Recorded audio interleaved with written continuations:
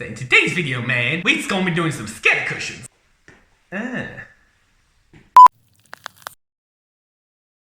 Hello YouTube, Neil here, FaceliftInteriors. In today's video, I'm going to show you how to cut, sew, prepare a scatter cushion. It has many different names. I believe in America they call it a throw pillow. Here we call it scatter cushion. They're going to be 20 inch by 20 inch finish. I'm not sure what that is in centimeters. I think it might be about 50 by 50. We're going to show you how to cut them, how to cut the piping, how to put the zips on, how to sew them up. It's going to be in-depth tutorial, step by step. So we're going to show you everything you need to do to be able to do this at home. Keep on liking, keep on subscribing, and all that stuff. Action!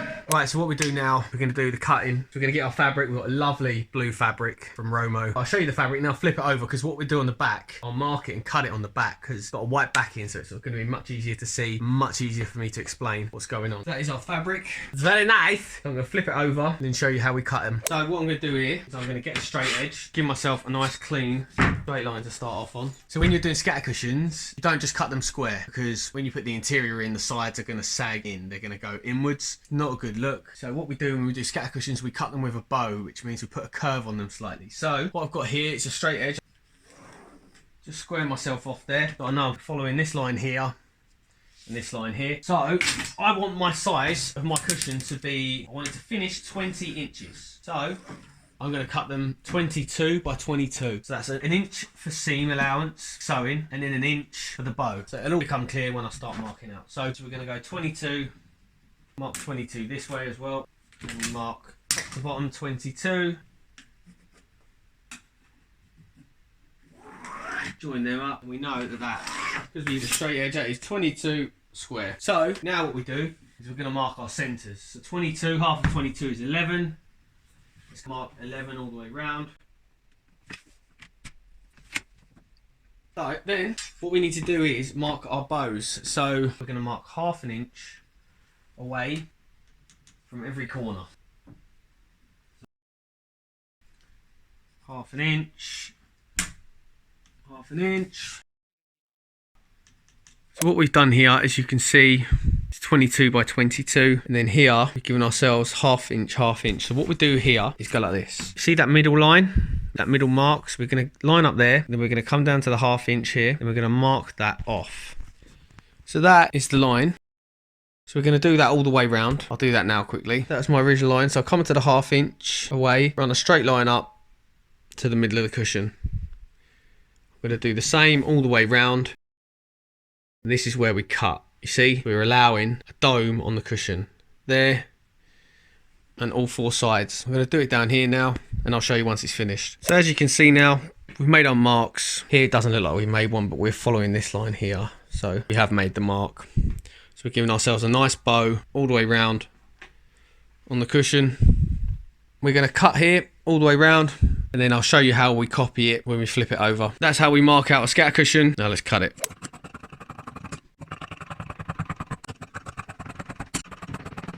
Yay! This is a velvet, so it's got a pile on it. So what I do is I put the zip, Z4. So if there's a machinist sewing this up, I'm letting her know that the zip goes here and it's being piped four sides. So zip 4, that is what I do. Then what I'm going to do is I'm just going to flip it over face to face with the rest of the fabric. Pile's going the same way, like so.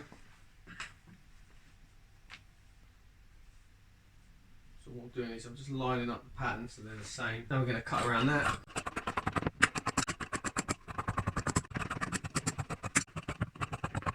That's that cut, mark the other side, zip 4, and that is the cushion cut, cushion face cut. That is one cushion, two faces. Now we're going to do the piping. When cutting piping, I like to cut it at a nice angle. That is called cutting it on the bias, makes it a lot nicer finish. What I do is I'm lining it on like that. I've already previously cut this fabric, so it's ready for me. I've got this stick here, which is probably 4.5 centimeters, perfect size for piping.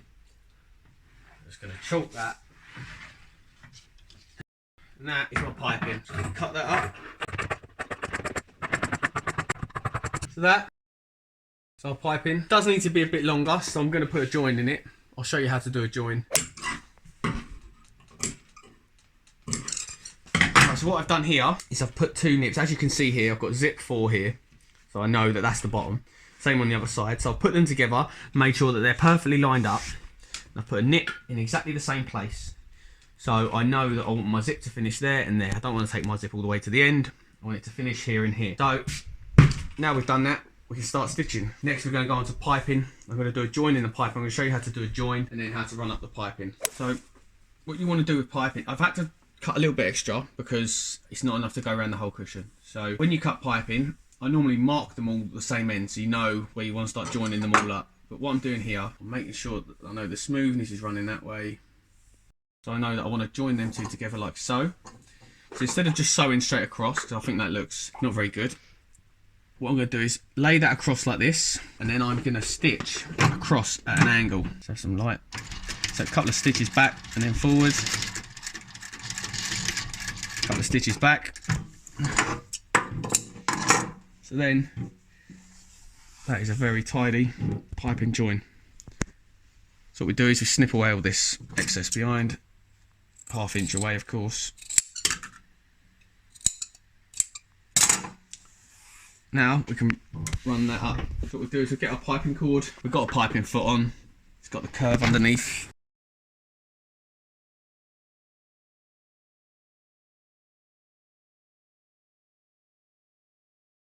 So what we do is lay the piping in, make sure it's nice and tight. Drop the foot down.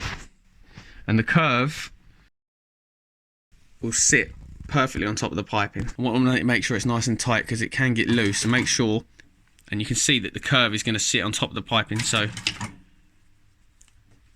and this, fold it in half. You're folding it in half like this, making sure it's nice and level. I always put my finger here to make sure it's staying nice and tight. I don't want it to get baggy. And then always finish with the needle down. Just check what you've done, make sure it's cool, and then carry on. So what I do is I pinch here and then I put my finger here to make sure it stays tight.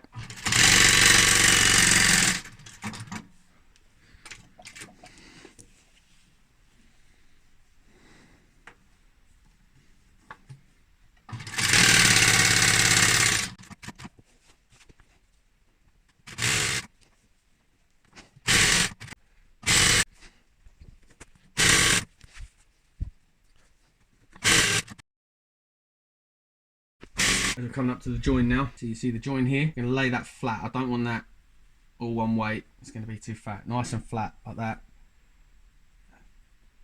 Fold the fabric over, holding it nice and tight. As we come up to the join, and you're literally just going straight over it like you were with the rest of it.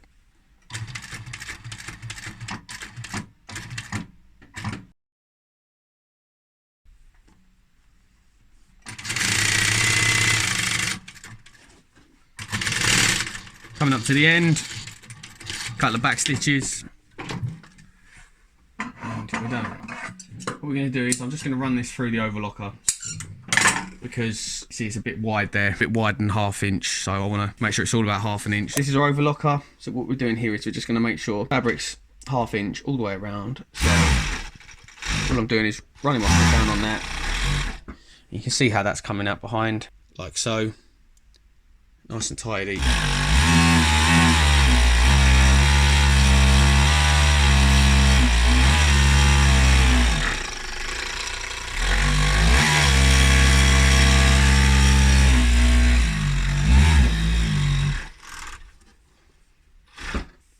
Job's a good one. So what I'm going to do now is run the piping on. Once the piping's on, do a nice tidy join down here. Then we join the two faces, then we put the zip on, then we run it up. It's one finished scatter cushion. So back over to the machine. What we're going to do is start about here. I want to give myself plenty in the middle to play with when I'm joining the two pipings together. Couple of stitches forward and back. And then we're off. Pull the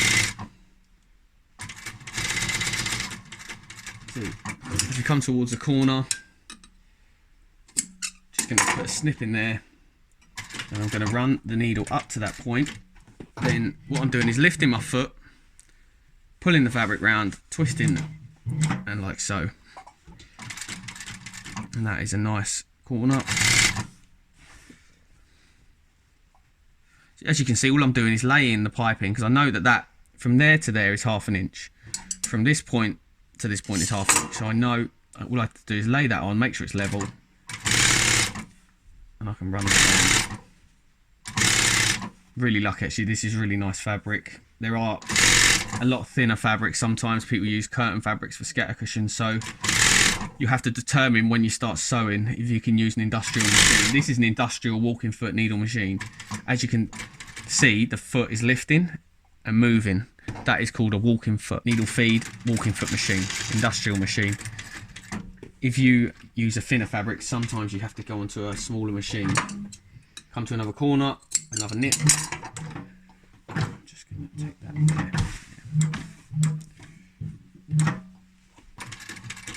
Because this is such a heavy duty machine, it's made for upholstery fabrics, but obviously sometimes people choose curtain fabrics for scatter cushions, so you have to use a softer machine which won't chew up your fabric, but this fabric is absolutely fine. Really nice fabric. There's our join from earlier. You barely even notice that. And last corner, in with a nip.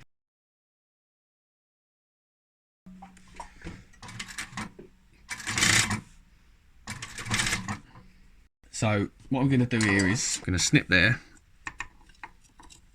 so I've got a nice clean edge to work on. Blunt scissors. Get rid of all these. Always get rid of your threads. Nice professional job. Then I'm going to cut off here. So leave yourself a couple of inches. Then you're going to have to cut off the overlock because you ain't going to be able to get inside the piping if the overlock's on there. So then open up the piping and you want that out, and so once you get to the overlock you'll have the other stitches at the bottom. You need to open them up as well sometimes.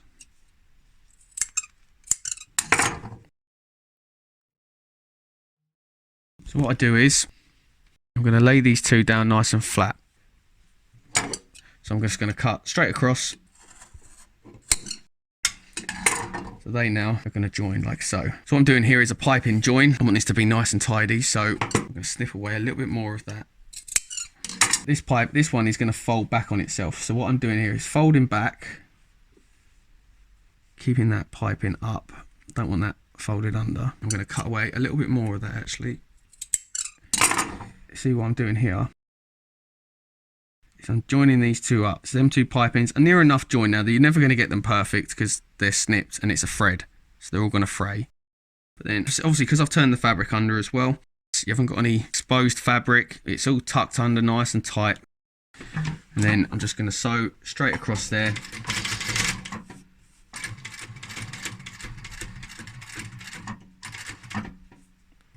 Maybe go a couple of back stitches as well.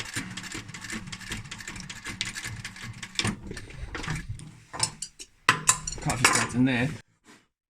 You've got a perfect piping join that you can barely see. So basically I'm ironing this nice and flat. I want to make sure that's the same all the way across. This is where my zip's going to sew to, and it's easier to do this because then you've got a good line to follow. So remember our nips from earlier, so what we're going to do is join that point. So there, that's going to be sewn together. That point's going to be sewn together, then we're going to put in our zip. Make sure you line up.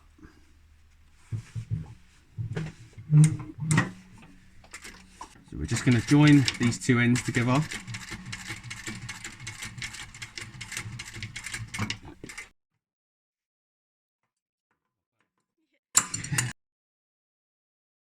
So make sure your nips are in the same place. Remember, you cut these exactly the same. You cut one on top of the other, so they should be exactly the same size.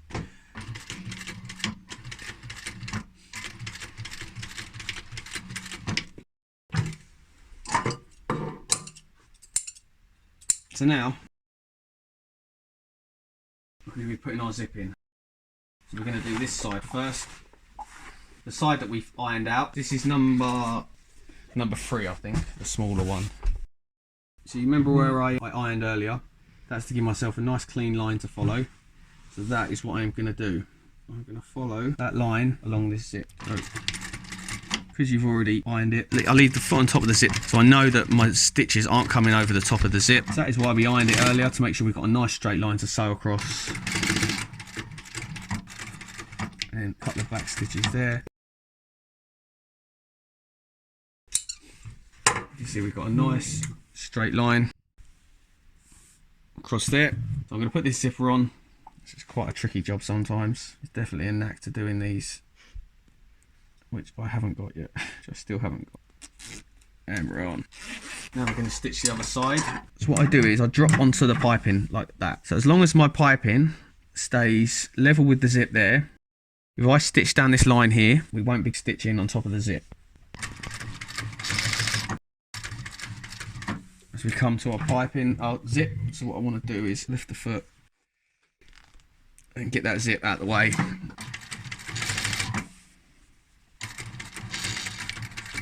Cut the back stitches, then check out our zip.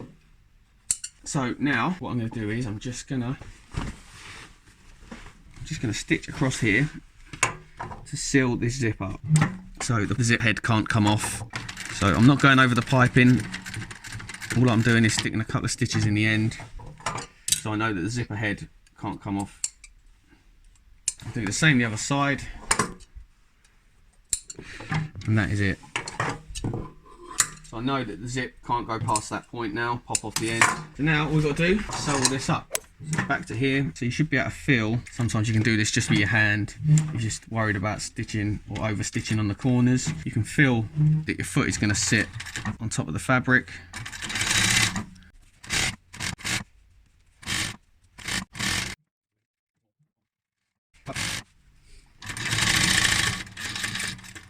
So we're down to the bottom.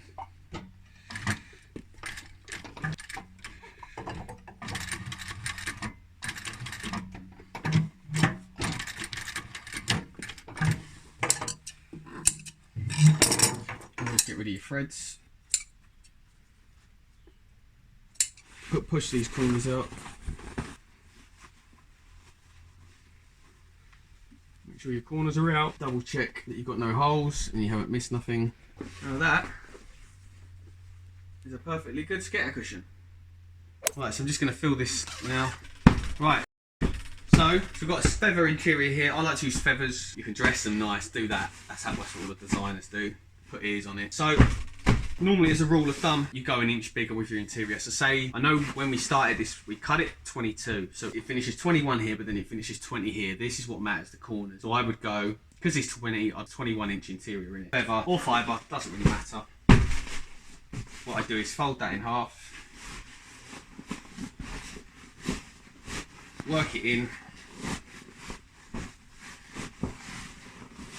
It's the same scatter cushions as it is for seat cushions as well, and back cushions. You tend to go an inch bigger than the cover.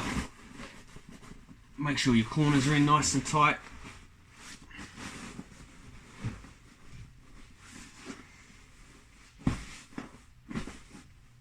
Do up your zip,